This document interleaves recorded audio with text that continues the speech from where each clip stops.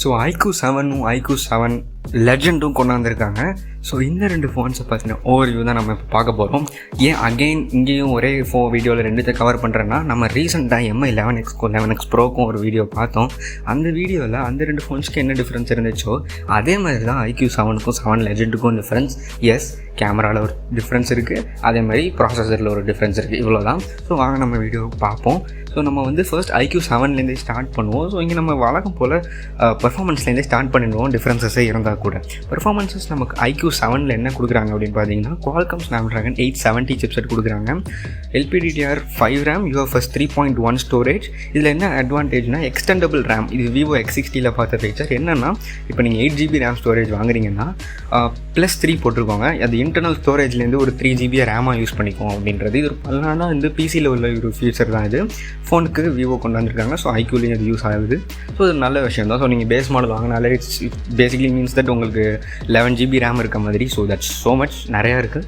So performance இங்கே top நாட்சாக இருக்கும். ஏன் இப்போ பெர்ஃபார்மன்ஸ் டாப் நாட்ச்னா அது நம்ம ப்ரைஸ் வச்சு தான் சொல்ல முடியும். ஸோ ஸ்டார்டிங்லேயே இந்த ஃபோன்ஸோட ப்ரைஸ் பார்த்துடலாம். iQOO 7 பார்த்தீங்கன்னா Qualcomm Snapdragon 870 தருது. என்ன ப்ரைஸில் அப்படின்னு பார்த்தீங்கன்னா 31,990, அதாவது 32,000 ஸ்டார்ட் பண்ணுறாங்க. ஃபர்ஸ்ட் சேலில் வாங்கினீங்கன்னா ஒரு ஆஃபரில் வந்து 29க்கு வாங்கலாம்.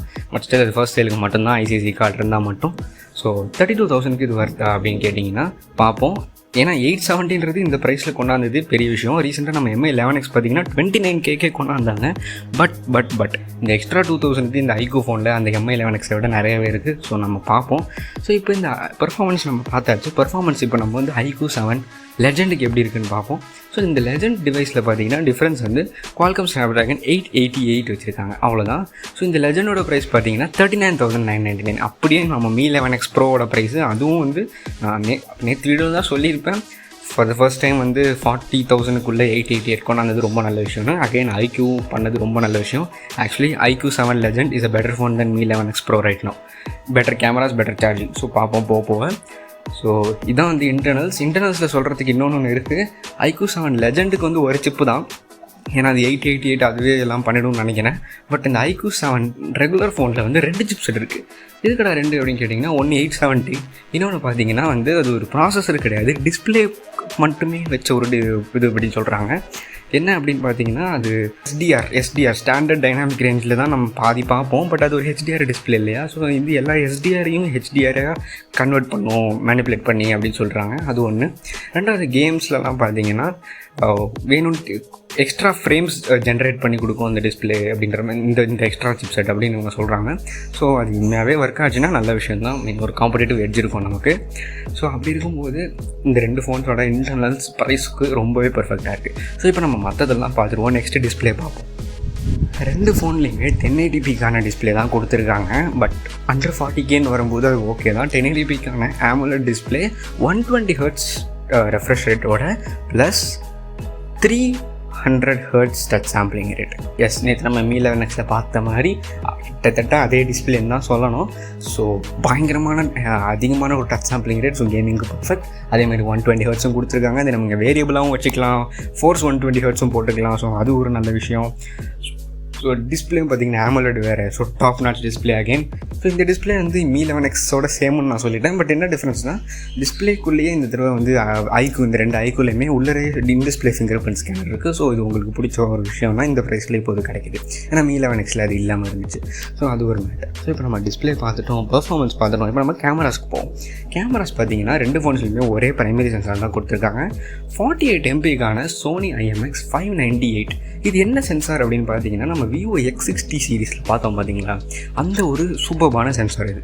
ஏன் சூப்பர்னு சொல்கிறேன்னா, இது உங்களுக்கு 48 MPன்றது நார்மலாக தெரியலாம்.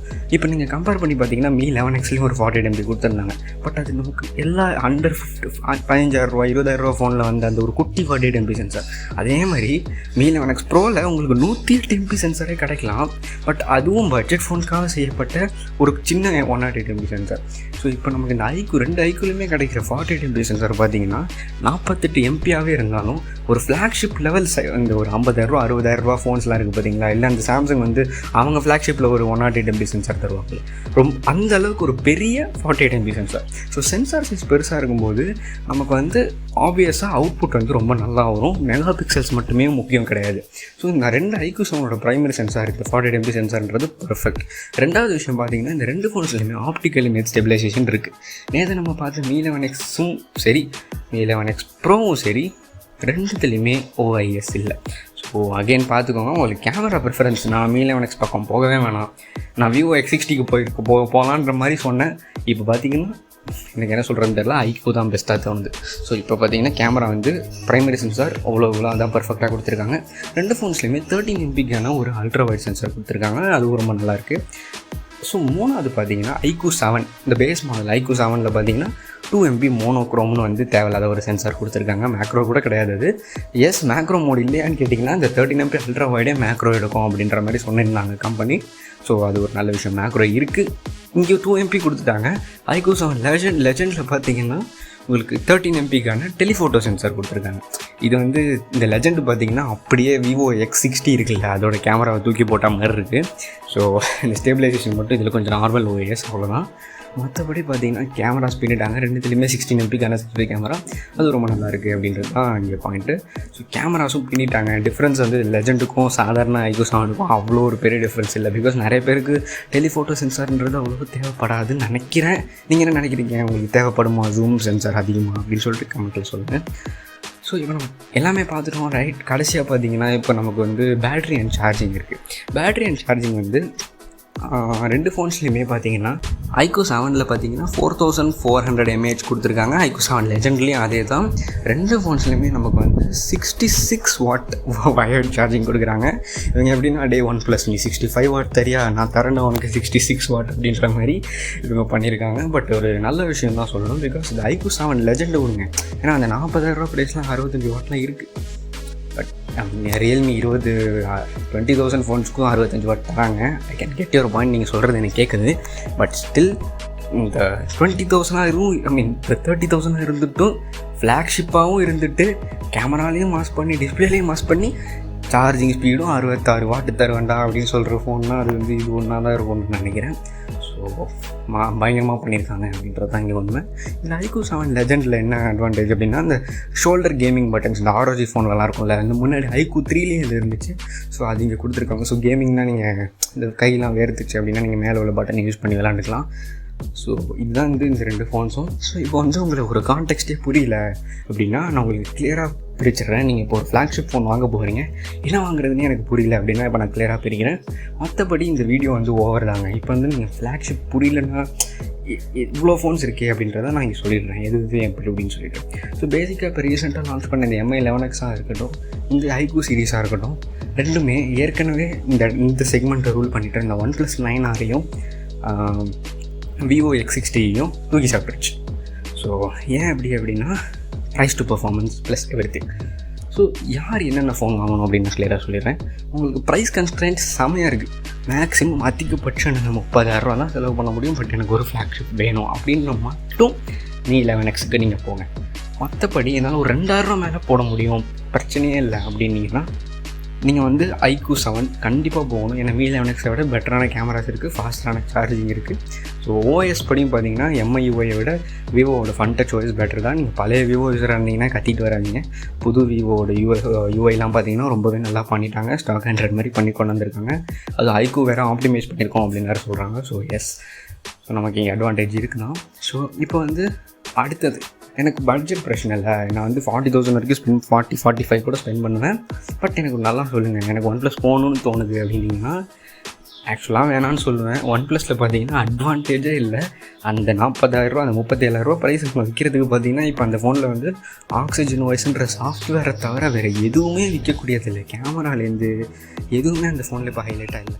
ஸோ அந்த ஃபோன் பார்த்திங்கன்னா சாஃப்ட்வேருக்காகவும் சார்ஜிங் ஸ்பீட்ஸ்க்காகவும் தான். பட் சார்ஜிங் கூட இப்போ iQOO நமக்கு எடுத்துகிட்டு வந்துட்டாங்க. இப்போ இந்த பக்கம் பார்த்திங்கன்னா Vivo X60 இருக்குது அதே ப்ரைஸில். மாசான கேமரா, பயங்கரமான டிஸ்பிளே, 870 லெவல் பெர்ஃபார்மன்ஸ். பட் அதில் என்ன பிரச்சனையாக இருந்துச்சுன்னா 33 வாட் சார்ஜிங் தான் கொடுத்துருந்தாங்க, மோனோ ஸ்பீக்கர் தான் கொடுத்துருந்தாங்க. பட் இங்கே பார்த்தீங்கன்னா நமக்கு iQOO மொத்த பிரச்சனையை தூக்கி போட்டுருச்சு. விவோ X60 அதே ப்ரைஸ்க்கு iQOO 7 லெஜெண்ட் வருது, ஸ்டீரியோ ஸ்பீக்கர்ஸும் தராங்க, 66 வாட் சார்ஜிங்கும் தராங்க, அதே கேமரா செட்டப் தான், எல்லாமே தான். இன்ஃபேக்ட் உங்களுக்கு 10,000 குறைச்சி நீங்கள் 870யோட iQOO 7 எடுத்தாலும் அதே ஸ்டீரியோ ஸ்பீக்கரும் வரும், 66 வாட் சார்ஜிங்கும் வரும்.